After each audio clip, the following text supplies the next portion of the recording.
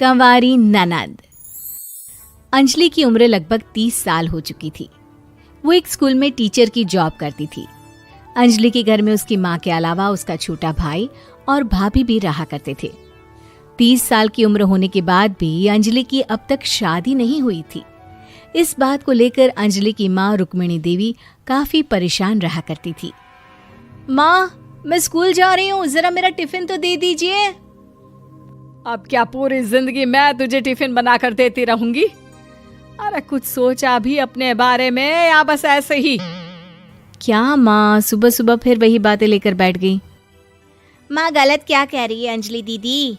इतनी उम्र हो चुकी है आपकी, माँ कब तक आपकी सेवा करती रहेंगी? भाभी, मैंने माँ को कब कहा कि मेरी सेवा करो? वैसे भी अपना टिफिन मैं खुद तैयार कर लेती हूँ, बस टेबल से उठाकर देने को ही तो कहा था। वैसे अंजलि दीदी, देखा जाए तो टिफिन उठाकर देने की उम्र तो आपकी है। आपका अपना घर परिवार बच्चे होते तो ये जिम्मेदारी आज आप पूरी कर रही होती। एक बात मेरी समझ में नहीं आती, अगर मेरी शादी नहीं हुई तो इसमें मेरी क्या गलती है और तुम सब लोग मेरे पीछे क्यों पड़े रहते हो?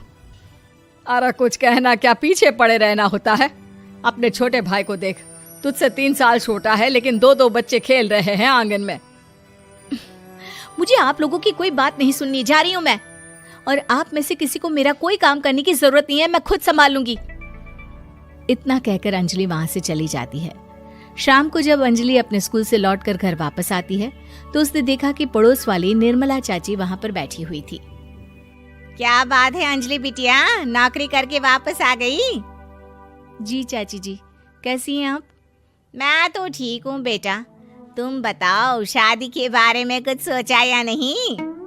अरे रहने दीजिए ना, इससे तो शादी की बात करना ही बेकार है। कुछ भी कहो तो गुस्सा करती है, बात बात पर आंखें दिखाती है। माँ, आप ऐसा क्यों कह रही है? मैंने कब आप पर गुस्सा किया?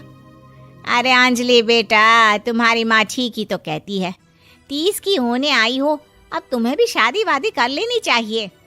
चाची जी, आप तो ऐसे कह रही हैं जैसे शादी करने से मैंने मना किया हो। रहने दीजिए निर्मला चाची, हमारी अंजलि दीदी को अभी तक उनकी पसंद का दूल्हा नहीं मिला ना, इसीलिए वो शादी नहीं कर रही।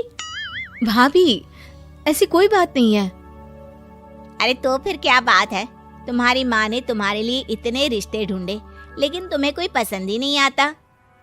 क्या है ना चाची जी, हमारी ननद रानी नौकरी जो करती है, ऐसे ही थोड़ी ना किसी को पसंद कर लेंगी।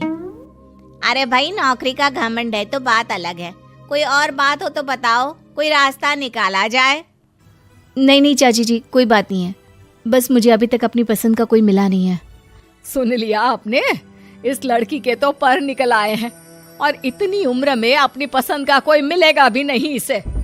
माँ, आप मेरी शादी को लेकर हमेशा मुझे ताने क्यों मारती रहती हैं? अपनी माँ की बातें तो ताने लगती है। ताने हैं? बताओ, मैंने कुछ गलत कहा क्या? देखो, ये सब छोड़ो, मेरी दूर की बुआ का बेटा है, उसकी अभी शादी नहीं हुई है, उम्र होगी कोई 34-35 साल। आप कहें तो बात आगे बढ़ाऊं? अरे हाँ हाँ, क्यों नहीं, ये भी कोई पूछने की बात है। अरे जल्दी से लड़के को यहाँ बुला लो। माँ, आप मुझसे पूछे बिना मेरी शादी की बात करने जा रही हैं और मेरी उम्र 30 भी पूरी नहीं हुई है। निर्मला चाची कह रही है कि वो लड़का 35 साल का है। अंजलि दीदी, आपको क्या लगता है इस उम्र में कोई फिल्म का हीरो आएगा आपके लिए?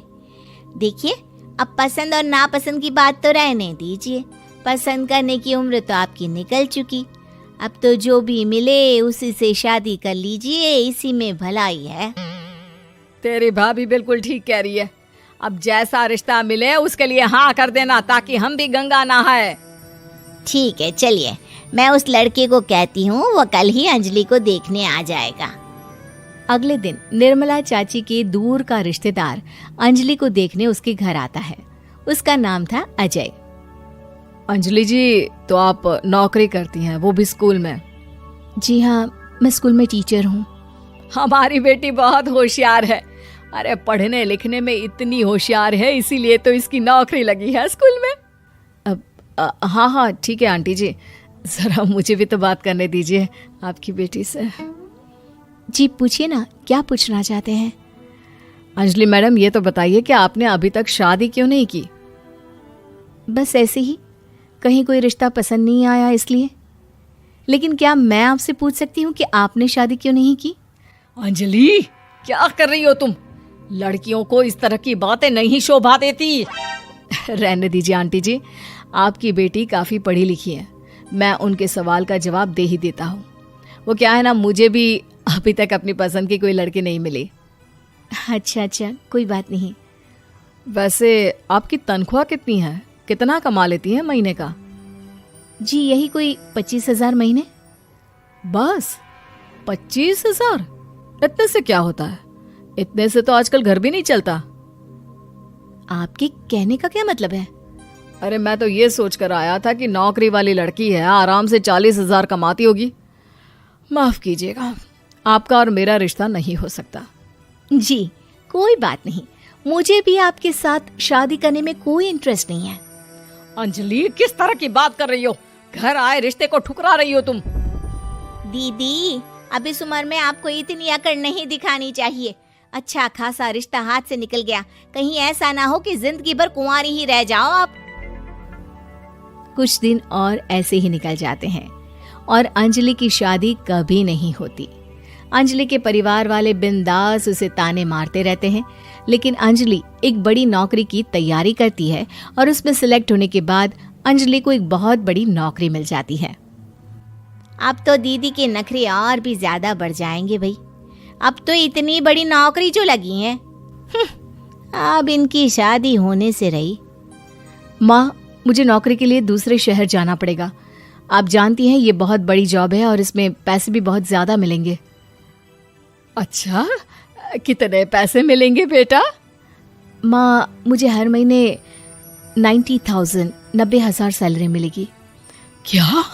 अरे वाह वाह, ये तो बहुत अच्छी बात है। लेकिन फायदा क्या? कितने भी पैसे मिले, शादी तो हुई नहीं ना तुम्हारी। अंजलि नौकरी करने के लिए दूसरे शहर में चली जाती है और जब कुछ महीनों के बाद वो वापस घर आती है तो उसे अपने पति के साथ देखकर उसके घर वाले हैरान रह जाते हैं। अरे अंजलि, तूने शादी कर ली और हमें बताया तक नहीं। और दामाद जी करते क्या है? इतनी बड़ी कार है उनकी। माँ, मैं आपको सब कुछ बताना चाहती थी, लेकिन आप सबके ताने सुनकर बहुत दुखी हो गई थी और इसलिए मैंने अपनी पसंद से शादी कर ली। मेरे पति मेरे साथ ही ऑफिस में नौकरी करते हैं और बहुत बड़े अफसर हैं। और एक बात बताऊं माँ, आज मैं बहुत खुश हूँ।